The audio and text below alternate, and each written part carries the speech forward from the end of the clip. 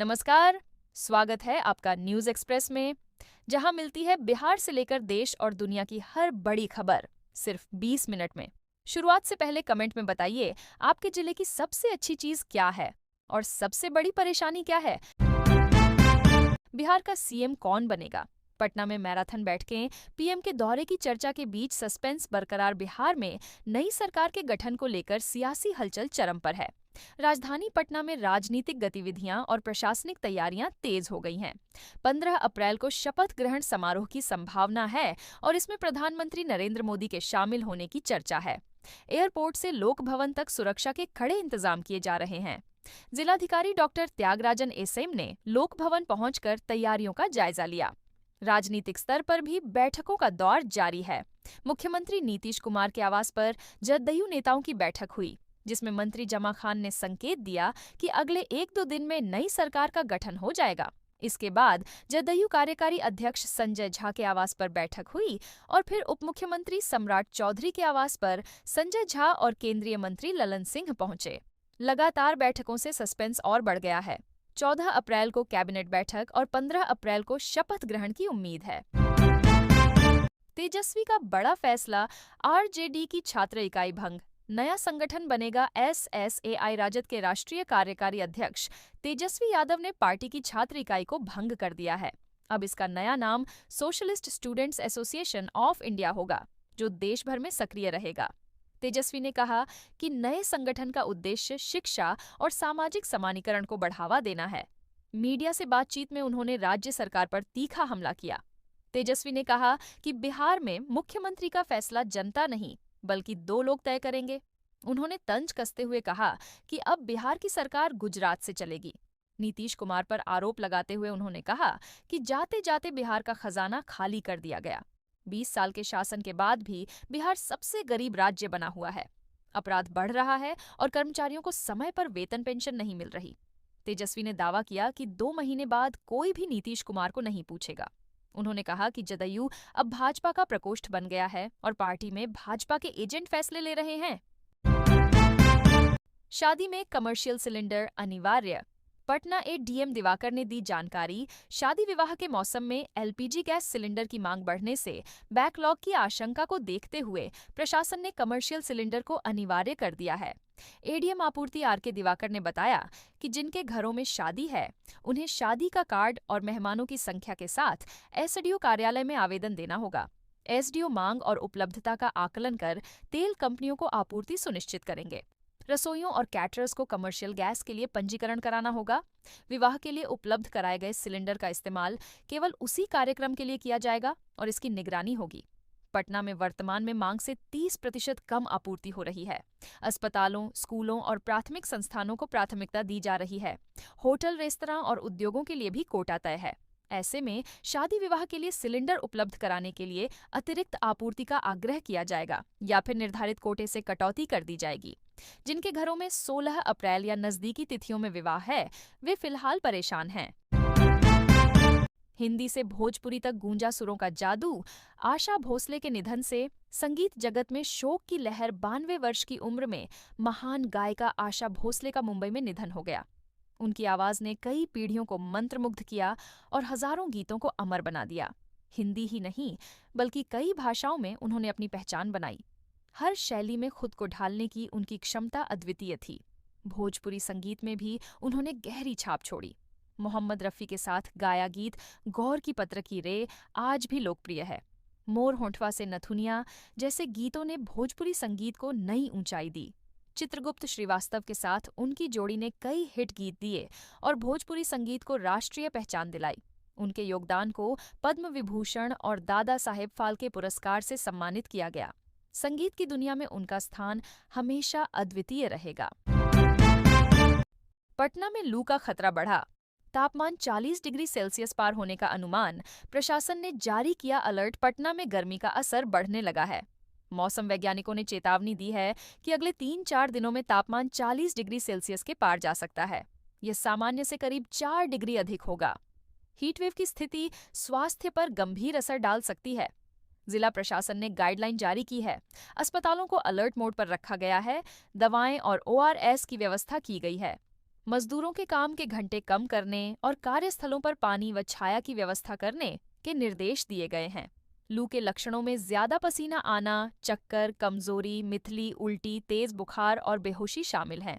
छोटे बच्चे, बुजुर्ग और गर्भवती महिलाएं सबसे ज्यादा संवेदनशील हैं। प्रशासन ने लोगों से सावधानी बरतने और धूप से बचने की अपील की है। सीएम कोई बने, चलेगा दिल्ली से। पप्पू यादव ने बिहार के नए मुख्यमंत्री पर दी रायपुर्णिया सांसद पप्पू यादव ने कहा है कि नीतीश कुमार के बाद बिहार का नया मुख्यमंत्री जदयू से होना चाहिए। उन्होंने निशांत कुमार का नाम उपयुक्त बताया। पप्पू यादव ने कहा कि बिहार को एक विनम्र और संतुलित नेतृत्व की जरूरत है, जो धर्म या जाति की राजनीति न करे और सभी समुदायों को बराबर सम्मान दे। उन्होंने भाजपा पर तंज कसते हुए कहा कि जिसको कोई नहीं जानता वही सीएम होगा। उन्होंने कहा कि मुख्यमंत्री कोई भी बनेगा, वह दिल्ली से चलेगा, बिहार से नहीं। पप्पू यादव ने यह भी कहा कि नीतीश कुमार को पद नहीं छोड़ना चाहिए था, क्योंकि जनता ने उन्हें नेतृत्व की जिम्मेदारी दी थी। बावजूद इसके अगर वे जा रहे हैं तो मुख्यमंत्री जदयू से ही बनना चाहिए। भागलपुर में रसोई गैस संकट। केवाईसी अपडेट नहीं होने से रुकी सप्लाई। भागलपुर के दक्षिणी क्षेत्र में रसोई गैस वितरण की स्थिति बदहाल हो गई है। केसी इंडियन एजेंसी के अधीन करीब 20,000 उपभोक्ता पंजीकृत हैं, लेकिन इनमें से केवल 8 से 9,000 उपभोक्ताओं का ही केवाईसी पूरा हो सका है।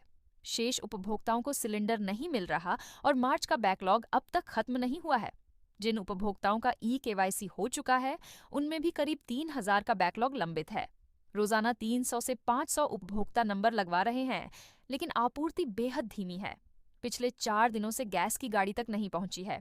एजेंसी परिसर में रोजाना अफरा तफरी का माहौल रहता है। उपभोक्ता केवाईसी और मोबाइल नंबर अपडेट कराने के लिए भटक रहे हैं। प्रशासनिक स्तर पर सब कुछ सामान्य होने का दावा किया जा रहा है, लेकिन जमीनी हकीकत अलग है। यदि समय रहते व्यवस्था में सुधार नहीं हुआ तो संकट और विकराल रूप ले सकता है। भागलपुर मौसम अलर्ट। तेज धूप और उमस में बढ़ोतरी, बारिश की संभावना नहीं। भागलपुर में गर्मी ने अपने तेवर दिखाने शुरू कर दिए हैं। रविवार को अधिकतम तापमान 35.3 डिग्री और न्यूनतम 20.1 डिग्री दर्ज किया गया। सुबह से ही आसमान साफ रहा और सूर्य की तीखी किरणों ने दोपहर तक असर दिखाना शुरू कर दिया। वातावरण में मौजूद नमी सुबह 54% रही, जो शाम तक घटकर 45% पर पहुंच गई। नमी में कमी से वातावरण अधिक शुष्क हो गया और गर्मी की चुभन बढ़ गई। पछुआ हवा की गति बेहद धीमी रही, जिससे राहत नहीं मिली। मौसम विभाग ने कहा है कि आने वाले दिनों में भी बारिश की कोई संभावना नहीं है। साफ आसमान और तेज धूप के कारण तापमान धीरे धीरे बढ़ेगा। दोपहर के समय सड़कों पर सन्नाटा रहा और लोग सुबह या शाम को ही काम निपटाने लगे। बाजारों में भी दोपहर में शांति रही, जबकि शाम होते ही रौनक लौट आई। गरीबी से सफलता तक। गयाजी के चंदन बने इनकम टैक्स ऑफिसर गया जिले के डोभी प्रखंड के नदरपुर पंचायत से एक प्रेरणादायक कहानी सामने आई है। चंदन कुमार यादव का चयन आयकर विभाग में इनकम टैक्स ऑफिसर के पद पर हुआ है। उनकी सफलता से पूरे क्षेत्र में खुशी और गर्व का माहौल है। चंदन एक साधारण परिवार से आते हैं। मां आशा कार्यकर्ता हैं और पिता किसान। आर्थिक सीमाओं के बावजूद माता पिता ने पढ़ाई में कमी नहीं आने दी। चंदन ने रामगढ़ से प्रारंभिक शिक्षा, हजारीबाग से इंटर और स्नातक की पढ़ाई पूरी की। संघर्ष और मेहनत ने उन्हें इस मुकाम तक पहुंचाया। चंदन ने अपनी सफलता का श्रेय माता पिता को दिया और कहा कि वह ईमानदारी से देश की सेवा करेंगे। उनकी कहानी युवाओं के लिए प्रेरणा है कि कठिन परिस्थितियों में भी मेहनत और लगन से सपने पूरे किए जा सकते हैं। डुमरांव में ट्रैफिक का टेंशन, 6 साल से बाईपास पर अटकी फाइल। डुमरांव में ट्रैफिक जाम और प्रदूषण से परेशान लोगों को अब तक राहत नहीं मिल सकी है। 6 साल पहले स्वीकृत 5 किलोमीटर लंबे बाईपास रोड का निर्माण रेलवे ओवरब्रिज की मंजूरी के अभाव में अटका हुआ है। NH 120 पर पुराने भोजपुर के समीप ओवरब्रिज निर्माण का प्रस्ताव रेलवे के हाजीपुर कार्यालय को भेजा गया है। निर्माण एजेंसी मंजूरी का इंतजार कर रही है। विधायक राहुल कुमार ने दावा किया है कि परियोजना को जल्द धरातल पर उतारने के प्रयास हो रहे हैं। बाईपास निर्माण के लिए लगभग 4,000 डिसमिल जमीन का अधिग्रहण पूरा हो चुका है और किसानों को मुआवजा भुगतान की प्रक्रिया जारी है। अनुमंडलाधिकारी ने कहा कि जैसे ही आरओबी की मंजूरी मिलेगी, काम शुरू हो जाएगा। फिलहाल रोजाना लगने वाले जाम से लोग बेहाल हैं और समाधान का इंतजार कर रहे हैं। पीएम किसान सम्मान निधि पाने के लिए फार्मर आईडी अनिवार्य। जमीन रिकॉर्ड की त्रुटियों से बढ़ी चिंता। पीएम किसान सम्मान निधि योजना से जुड़ी नई उलझन ने किसानों की परेशानी बढ़ा दी है। फार्मर आईडी में जमीन के रिकॉर्ड और नाम की गड़बड़ी के कारण कई लाभार्थियों को योजना का लाभ नहीं मिल पा रहा है। जमाबंदी रसीद में खाता खेसरा गायब होना, नाम में त्रुटि, पूर्वजों के नाम पर जमीन का रसीद होना और दाखिल खारिज न होना जैसी समस्याएं सामने आ रही हैं। आधार में नाम की अशुद्धि भी बड़ी बाधा बनी हुई है। कृषि विभाग के अनुसार जिले में पीएम किसान सम्मान के 2,11,195 लाभुक हैं, लेकिन अब तक केवल 37,213 किसानों का फार्मर आईडी बना है। 1 लाख से अधिक किसानों का ई-केवाईसी हुआ है। सरकार का दावा है कि डिजिटल पहचान पत्र से योजनाओं का लाभ पारदर्शी तरीके से मिलेगा, लेकिन जमीनी स्तर पर सुधार की गति धीमी है। किसानों का कहना है कि छोटी सी त्रुटि भी सहायता राशि रोक देती है। यदि समय रहते रिकॉर्ड दुरुस्त नहीं हुए तो लाखों किसानों को इंतजार करना पड़ेगा। जदयू विधायक के घर और पेट्रोल पंप पर रेड, एनबीडब्ल्यू जारी होते ही एक्शन में आई गोपालगंज पुलिस। गोपालगंज में सोमवार सुबह पुलिस की ताबड़तोड़ कार्रवाई ने पूरे इलाके में हड़कंप मचा दिया। भूमाफियाओं को संरक्षण देने के आरोप में न्यायालय द्वारा गैर जमानती वारंट जारी होते ही पुलिस प्रशासन एक्शन मोड में आ गया। कुचाय कोट के जदयू विधायक अमरेंद्र कुमार पांडे उर्फ पप्पू पांडे, उनके बड़े भाई सतीश पांडे और सीए राहुल तिवारी के खिलाफ वारंट जारी हुआ। इसके बाद एसपी विनय तिवारी के नेतृत्व में बड़ी संख्या में पुलिस बल ने हथुआ थाना क्षेत्र के तुलसिया गांव स्थित विधायक के पैतृक आवास, हथुआ स्थित पेट्रोल पंप समेत कई ठिकानों पर दबिश दी। हालांकि कार्रवाई के दौरान कोई भी आरोपित पुलिस के हत्थे नहीं चढ़ा। सभी के फरार होने की बात सामने आई। पुलिस ने ठिकानों की गहन तलाशी ली और संभावित साक्ष्य जुटाने का प्रयास किया। एसपी ने साफ कहा कि कानून से ऊपर कोई नहीं है और गिरफ्तारी के लिए हर संभव कदम उठाए जाएंगे। गया में पुलिस की गाड़ी ने बच्ची को कुचला। मौत के बाद गुस्साए ग्रामीणों ने किया। सड़क जाम गया। जिले के अमझर गांव में रविवार को दिल दहला देने वाली घटना हुई। 4 वर्षीय बच्ची अपनी मां के साथ ननिहाल आई थी। सड़क पार करते समय परसबिघा थाने की पेट्रोलिंग स्कॉर्पियो गाड़ी की चपेट में आ गई। हादसे के बाद पुलिस की गाड़ी मौके से फरार हो गई। गंभीर रूप से घायल बच्ची को सीएचसी शकुराबाद ले जाया गया, लेकिन इलाज से पहले ही उसकी मौत हो गई।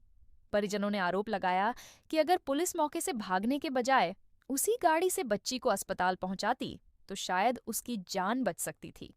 घटना के बाद ग्रामीणों ने शव को सड़क पर रखकर जाम कर दिया और दोषी पुलिसकर्मियों पर कार्रवाई की मांग की। उग्र भीड़ ने हंगामा किया और यातायात बाधित हो गया।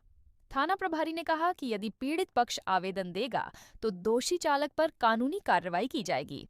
फिलहाल ग्रामीणों का गुस्सा और प्रशासन की चुप्पी दोनों ही सवाल खड़े कर रहे हैं। पीएम सूर्य घर योजना से बिजली बिल में मिलेगी बड़ी राहत। 7% ब्याज पर मिलेगा 2 लाख रुपए का लोन। केंद्र सरकार की महत्वाकांक्षी प्रधानमंत्री सूर्य घर योजना आम उपभोक्ताओं के लिए बड़ी राहत लेकर आई है। इस योजना के तहत लोग अपने घरों की छत पर सोलर पैनल लगाकर बिजली खर्च में भारी कमी कर सकते हैं। जिलाधिकारी रोहतास उदिता सिंह ने बताया कि यह योजना न केवल बिजली बिल कम करेगी बल्कि ऊर्जा क्षेत्र में आत्मनिर्भरता भी बढ़ाएगी। सरकार सोलर संयंत्र पर आकर्षक सब्सिडी दे रही है। 1 किलोवाट पर 30,000 रुपए, 2 किलोवाट पर 60,000 रुपए और 3 किलोवाट या उससे अधिक पर 78,000 रुपए। साथ ही उपभोक्ताओं को लगभग 7% ब्याज दर पर 2 लाख रुपए तक का लोन मिलेगा, जिसकी अदायगी शहरी क्षेत्रों में 4 से 5 साल और ग्रामीण क्षेत्रों में 7 से 8 साल में की जा सकेगी। सोलर पैनल से उत्पन्न अतिरिक्त बिजली को ग्रिड में भेजकर बिल में समायोजित कराने की सुविधा भी है।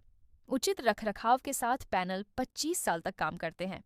इससे पर्यावरण संरक्षण के साथ दीर्घकालिक रूप से सस्ती बिजली उपलब्ध होगी। डेहरियान सोन में बिजली चोरी पर बड़ी कार्रवाई।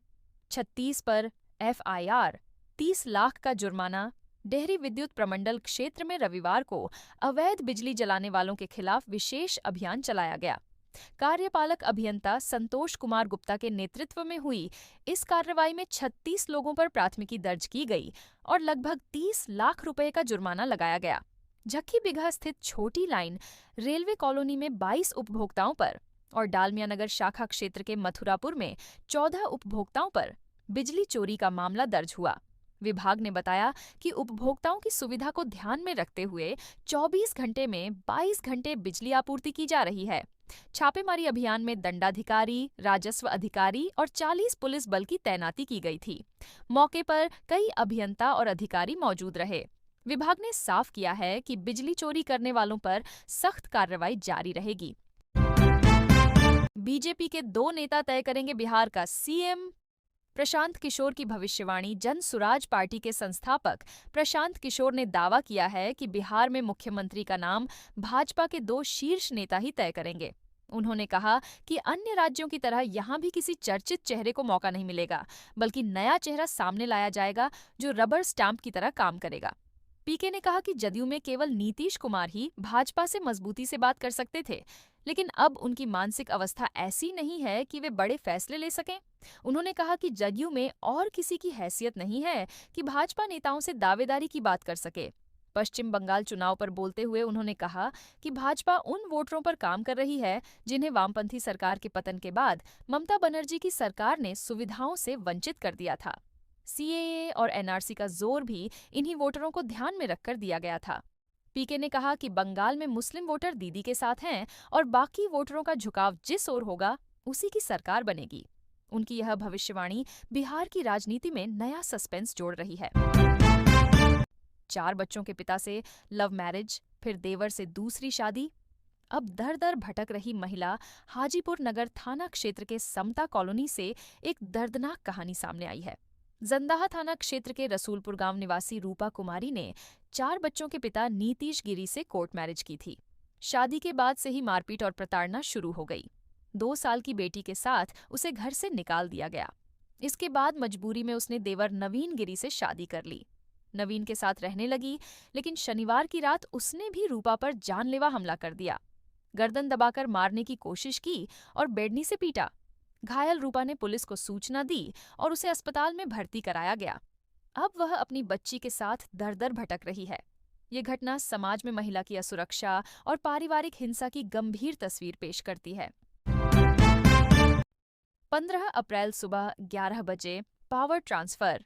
बिहार में नई सरकार का शपथ ग्रहण, नीतीश देंगे इस्तीफा। बिहार की राजनीति में बड़ा बदलाव तय हो गया है। 14 अप्रैल को मुख्यमंत्री नीतीश कुमार इस्तीफा देंगे और 15 अप्रैल को सुबह 11 बजे नई सरकार का शपथ ग्रहण होगा। समारोह राजभवन में आयोजित होगा। प्रशासनिक स्तर पर तैयारियां तेज हैं और इसे भव्य बनाने की कोशिश हो रही है। सूत्रों के अनुसार एनडीए में नए मुख्यमंत्री के नाम पर सहमति बन चुकी है, हालांकि औपचारिक घोषणा अभी बाकी है। मंत्रिमंडल गठन को लेकर भी मंथन जारी है। सामाजिक और राजनीतिक समीकरणों का खास ध्यान रखा जा रहा है। इस मौके पर प्रधानमंत्री नरेंद्र मोदी और गृहमंत्री अमित शाह की मौजूदगी की चर्चा है। इसे पावर शो बनाने की तैयारी है। विश्लेषकों का मानना है कि यह सिर्फ नेतृत्व परिवर्तन नहीं, बल्कि बिहार में नए राजनीतिक दौर की शुरुआत हो सकती है। नीतीश कुमार का नया ठिकाना। इस्तीफे से पहले 7 सर्कुलर रोड बंगले का निरीक्षण। पटना में सियासी हलचल के बीच नीतीश कुमार ने 7 सर्कुलर रोड स्थित बंगले का निरीक्षण किया। मुख्यमंत्री आवास छोड़ने की तैयारी अंतिम चरण में है। एक अणे मार्ग से सामान शिफ्ट किया जा रहा है और धीरे धीरे पूरा सेटअप नए बंगले में पहुंच रहा है। सूत्रों के अनुसार बंगला अभी पूरी तरह तैयार नहीं है। अंदरूनी साज सज्जा और सुरक्षा व्यवस्था पर काम जारी है। 1 सप्ताह में शिफ्टिंग पूरी हो सकती है। यह बंगला वीआईपी इलाके में है, जहां राबड़ी देवी का आवास भी है। राजनीतिक गलियारों में इसे सत्ता परिवर्तन से जोड़कर देखा जा रहा है। नीतीश का नया ठिकाना बिहार की राजनीति में बड़े बदलाव का संकेत माना जा रहा है। पटना में डबल खतरा, हीट स्ट्रोक और चमकी बुखार का अलर्ट।